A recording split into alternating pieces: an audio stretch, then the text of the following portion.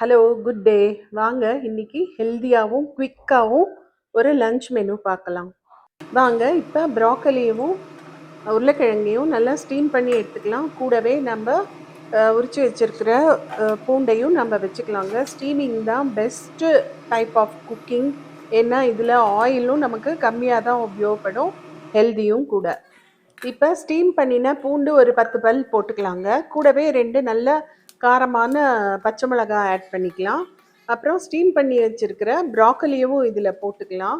கூடவே 4-5 துண்டு உருளைக்கிழங்கையும் போட்டு நல்ல மையாக அரைச்சிக்கலாங்க. காய்கறிகளை கட் பண்ணி ஸ்டீம் பண்ண மட்டும்தாங்க டைம் எடுக்கும். மற்றபடி இந்த ரெசிபி பயங்கர ஈஸி. பண்ணி பாருங்க, ரொம்ப ஹெல்தியான ரெசிபியும் கூட. அரைக்கும்போது பச்சை கொத்தமல்லி தழையும் கொஞ்சம் சேர்த்துக்கலாம். இப்போ இந்த பேஸ்ட்டை ஒரு பெரிய பிளேட்டில் நம்ம போட்டுக்கலாங்க. மேலே உப்பு, மஞ்சப்பொடி, அதுக்கப்புறம் கொஞ்சம் நிறையவே எள்ளு வறுத்து போட்டுக்கலாம். அப்புறம் ஓமம், அப்புறம் கொஞ்சம் கருஞ்சீரகமும் போட்டுக்கலாம். இது ரொம்ப உடம்புக்கு நல்லது. இப்போ இதை நல்லா கலந்து விட்டுக்கலாம். இதை நம்ம அதுக்கப்புறம் இதில் ஒரு 2 ஸ்பூன் ஆயில் சேர்க்க போகிறோம். நான் கடல் எண்ணெய் தான் சேர்த்துருக்கேன். இதையும் போட்டு நல்லா மிக்ஸ் பண்ணி வச்சுருங்க. இப்போ எல்லா மசாலாவும் ஒன்றா கலந்ததுக்கப்புறமா கொஞ்சம் கொஞ்சமாக மாவு ஆட் பண்ணி நம்ம மாவு பிசைய போகிறோம். நல்லா சாஃப்டாக பிசைஞ்சுக்கோங்க. ரொம்ப தண்ணி கூட ஊற்ற வேண்டாம். இதுக்கு வேணும்னா பக்கத்தில் கொஞ்சம் வெந்நீர் தண்ணி வச்சுருந்தீங்கன்னா கொஞ்சம் கொஞ்சமாக தெளிச்சுக்கலாங்க. நீங்கள் ப்ராக்கலி பேஸ்ட் நிறையா இருந்ததுன்னா தண்ணி சேர்க்கணுங்கிற அவசியம் கூட இல்லை. இப்போ இதில் பச்சை கொத்தமல்லியும் நம்ம சேர்த்துக்கலாம். பிசையரிச்சு ஆச்சுங்க. இப்போ இது பிசைஞ்சு முடிச்சாச்சு. நம்ம சப்ஜி பண்ணுற வரைக்கும் இது கொஞ்சம் ஊறி ரெஸ்ட் எடுக்கட்டும். ஒரு கடாயில் 2 டேபிள் ஸ்பூன் ஆயில் ஊற்றிக்கலாங்க. இப்போ இதில் கடுகு ஃபஸ்ட்டு போட்டுடலாம். அப்புறம் ஒரு 10-15 வெந்தயம் போட்டால் போகிறோங்க, அதிகம் போட வேண்டாம். இது நல்லா பொரியட்டும். வெந்தயம் லேசாக செவக்கட்டுங்க. செவந்த உடனே நம்ம 1 ஸ்பூன் ஜீரகமும் போட்டுடலாம். இதில் போட்டு நல்லா பொரிக்கலாம். ஒரு அரை மணி நேரத்துக்குள்ளே நீங்கள் சப்பாத்தியும் பண்ணி சப்ஜியும் ரெடி பண்ணிடலாங்க. இப்போ ஜீரகம் பொரிஞ்ச உடனே வெங்காயத்தையும் தக்காளியும் நம்ம போட போகிறோம். இதில் போட்டு நல்லா வதக்கிடலாங்க. கூடவே நம்ம ப்ராக்கலிக்கு அரைச்ச பூண்டு போக பாக்கி இருந்ததை இதில் போட்டுடலாம். இப்போ நல்லா வதக்க வேண்டியது தான். ரொம்ப கலர் சேஞ்ச் ஆகணுங்கிற அவசியம் இல்லை. பூண்டெல்லாம் நம்ம ஸ்டீம் பண்ணி எடுத்ததுனால அந்த பச்சை வாசனையெல்லாம் வராதுங்க. இப்போ இதுக்கு மேலே நம்ம உப்பு, மஞ்சப்பொடி, கொத்தமல்லி பொடி, அப்புறம் கொஞ்சம் காரப்பொடி உங்களுக்கு தேவைக்கு ஏற்ற மாதிரி போட்டுக்கோங்க. இந்த ரெசிபி கொஞ்சம் காரமாக இருந்தால் ரொம்ப சூப்பராக இருக்குங்க.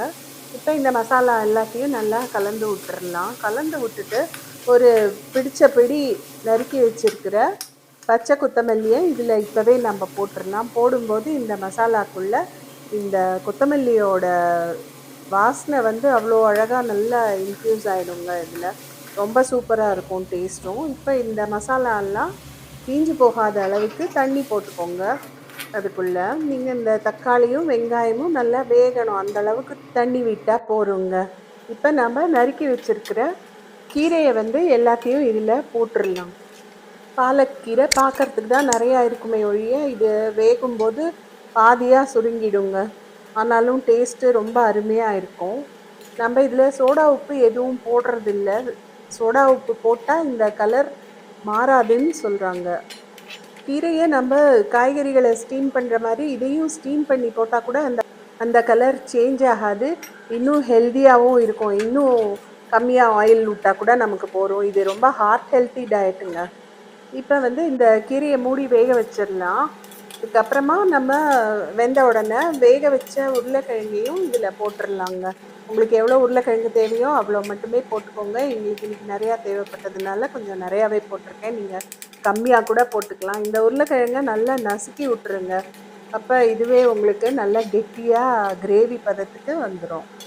இது எல்லாம் ஒன்றா கலந்து வந்த உடனே நம்ம கிச்சன் கிங் மசாலான்னு ஒன்று வாங்கி வச்சுருக்கேன். அது ரொம்ப சூப்பராகவே இருக்குது. ஆனால் இதையே நம்ம வீட்டில் கூட பண்ணிக்கலாம். கீரையில் அவ்வளோ நார்ச்சத்து இருக்குது. ப்ளஸ் நம்ம ப்ராக்கலி ரோட்டிலையும் ப்ரோட்டீன் இருக்குது. இந்த கீரையிலையும் ப்ரோட்டீன் இருக்குங்க. இது அவ்வளோ நல்ல சூப்பரான லஞ்சு, சிம்பிளான லஞ்சுங்க.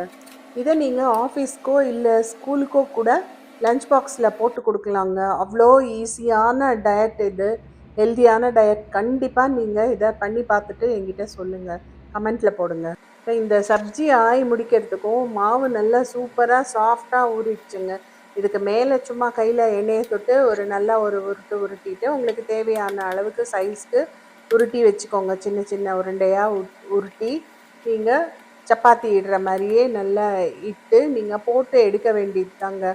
பராட்டா மாதிரியும் பண்ணலாம், இல்லை ஆயில் பட்டர் இல்லாமல் வேணும்னா ஃபுல்கா மாதிரி கூட நீங்கள் பண்ணி எடுத்துக்கோங்க.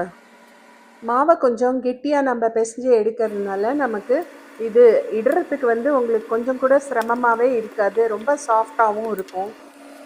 ப்ராக்கலிக்கு பதிலாக சொரக்காய், கேரட்டு இது எல்லாத்தையும் துருவி போட்டு கூட நீங்கள் பண்ணலாங்க.